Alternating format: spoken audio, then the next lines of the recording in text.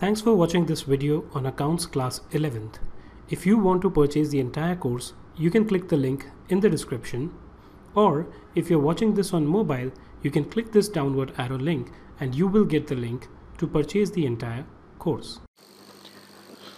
In this video, I would be explaining to you the concept relating to a journal.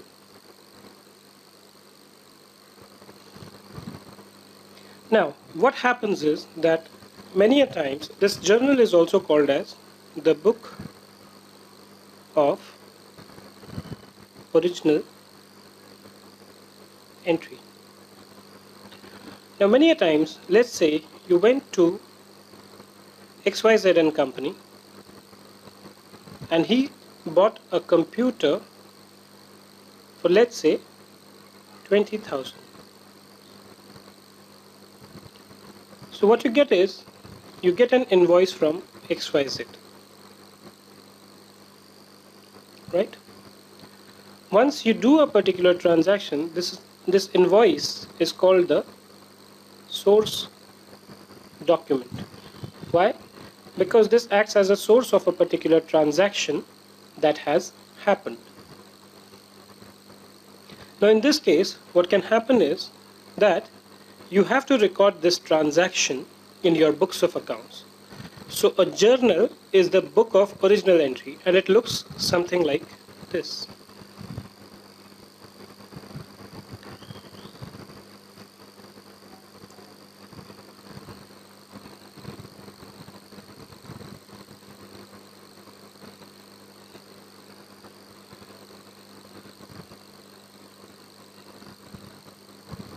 So the first column is the date. So what happens is, let's say this transaction happened on 1/1/2011. So you would enter 1/1/2011 as the date. So the transactions are basically entered in a chronological order.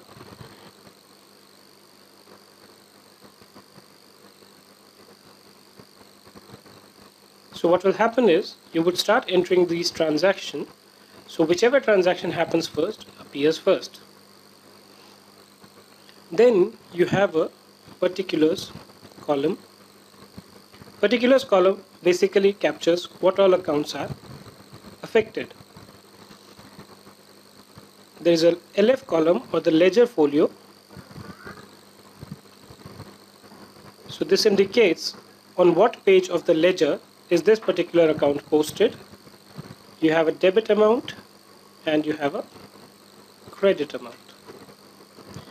Let's see this account. So when you purchased a computer, and let's say you purchased it for cash.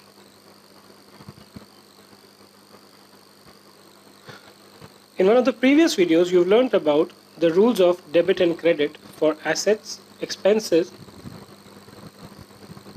losses, liabilities, and capital, right? So what happens here is, what are the two accounts which are affected? One is the computer account,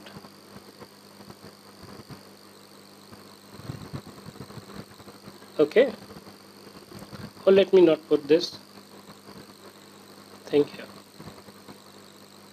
and the other is cash account. I'll suggest that every time you do an entry, you should kind of visit the rules of debit and credit in your mind. Now computer is what? Computer is an asset account. Cash is what? Cash is also an asset account. So what was the rule for the asset account? Do you remember?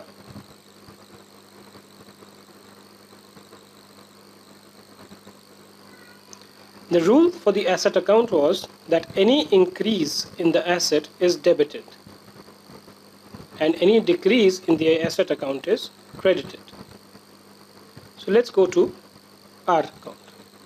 Computer is an asset. What is happening? Let's say this is the books of ABC. From ABC's perspective, they are receiving a computer. So when you receive an asset, that means it is an increase in your asset. And if an asset is increased, what do we say? The asset is debited.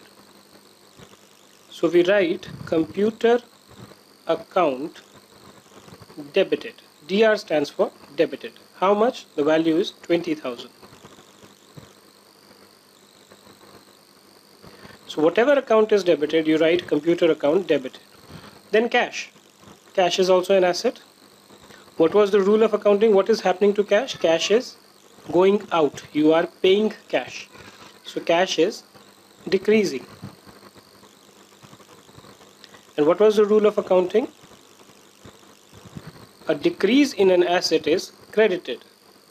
So in your case, cash has to be credited. The way you write this in your ledger folio is you write to cash. So instead of writing a credit here like this, what we do is we write this as computer account debited to cash. To cash means cash has been credited, and therefore you write it in the credit column. Right? Similarly, you keep on putting in other transactions in this account. Now, once you've done this entry, what you also do is that most of the time people normally put in a small explanation below this saying being, and what is this? This is just a narration so that tomorrow when I revisit this account, in business there can be hundreds and hundreds of transactions or thousands of transactions. So when I see this, I may not remember as to what exactly was this transaction. So I put in a small narration here, being a new computer purchased. And if suppose this was purchased for, let's say, A, you write for A. So next time when I open the journal book and I look at this computer, I would know that A bought a computer on 1/1/2011. Okay? So this is basically a journal. So similarly, you can keep on marking all other transactions. Now, journal also has its own this thing. So what happens is, once a particular page in a journal is completed, you do the total of both the debits and the credits. Let's say there were other transactions where total debit was this and credit was this. So once, and I'm taking this as a total of all these transactions. So you do a total of debit, you do a total of credit, and you write here to balance carried forward. Carried forward, it is written as CF, carried forward. Where carried forward? Carried forward to the next page. Okay? So that's how you basically make a journal. Now I will be taking separate videos wherein I will be explaining categorizing certain types of entries and putting them in different journals. Thanks for watching this video on Accounts Class 11th. If you want to purchase the entire course, you can click the link in the description, or if you're watching this on mobile, you can click this downward arrow link and you will get the link to purchase the entire course.